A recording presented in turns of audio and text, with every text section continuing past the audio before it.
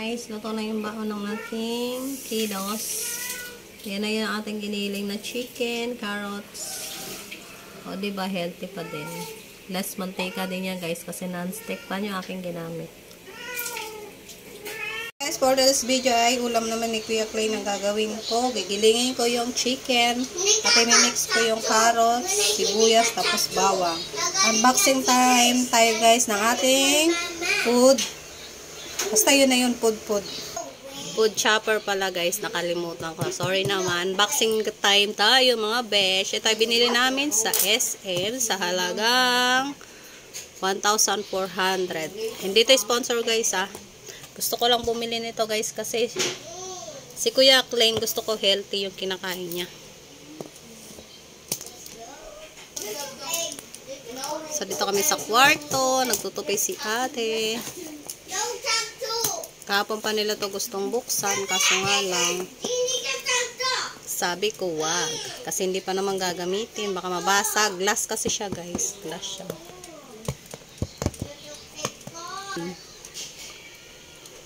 Huwag mong gupitin yung kamay mo. So guys, pagpasensya na, ang daming hangers. Ayun na guys, glass siyang mga be. Oh. Ito ay, ano tawag kasi dito te? Ano lang siya guys, hindi siya glass, pero ito glass. Huwag mo hawakan te, baka may kayo masugat. Yan, nilalagay lang siyang ganyan guys, tapos tatakpan mo. Then, ikabit mo to te. Tapos ilalagay lang siya sa ibabaw. Siya lang naman ang unboxing namin, daming kalat. Nagtatago kasi kami kay Gabayan na siya. So guys, ganyan yung kanyang itsura. 3D guys, yung kanyang tatak. Kung ilagay yung ating gulay para maano siya. Kaunti lang ilagay natin. Pagpasensya nyo na yung kalat sa aking lababo. Kaya nagpe-prepare pa talaga ako ng aming ulam.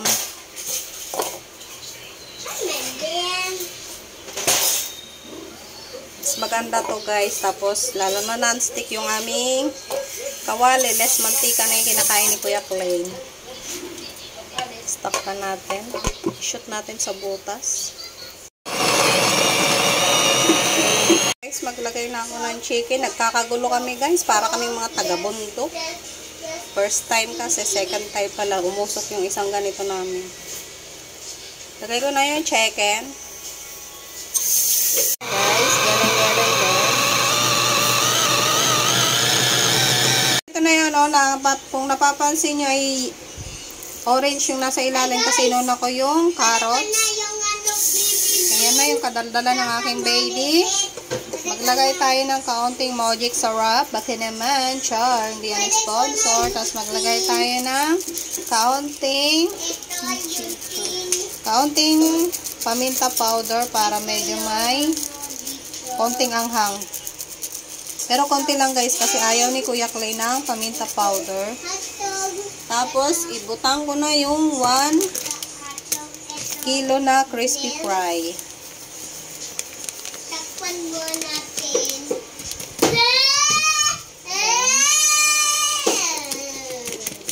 So, syempre, haluin natin sa ating malinis na kamay. Ito yung baon ni Kuya Clay, guys. Kanina ni ate, yung Kuya Clay. Yung isang chicken yun. Nalalagyan ko siya ng cauliflower. O diba, nakakakain na si Kuya Clay ng gulay na hindi niya alam. Ang alam lang niya is chicken. Nagawa na ako nito nung nakaraan guys. Kaso nga lang, hindi ko na i-share kasi nga umusok yung aming food cutter. Grinder. Ano grinder? Grinder. So yan, halu-haluin lang. Dito ko egg. Maarte kasi ng mga kabataan ngayon. Pero ngayon ay nakakakain na sila ng ng healthy. Ito na pala guys yung chicken na giniling. Nilagyan ko ng harina tapos itlog. Hindi ko talaga agad nilagay yung harina guys para hindi siya magtubig. Iniwalay ko lang yung harina niya.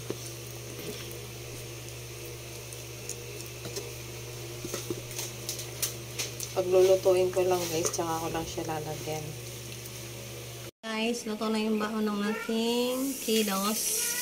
Yan na yung ating giniling na chicken, carrots. O, diba, healthy pa din.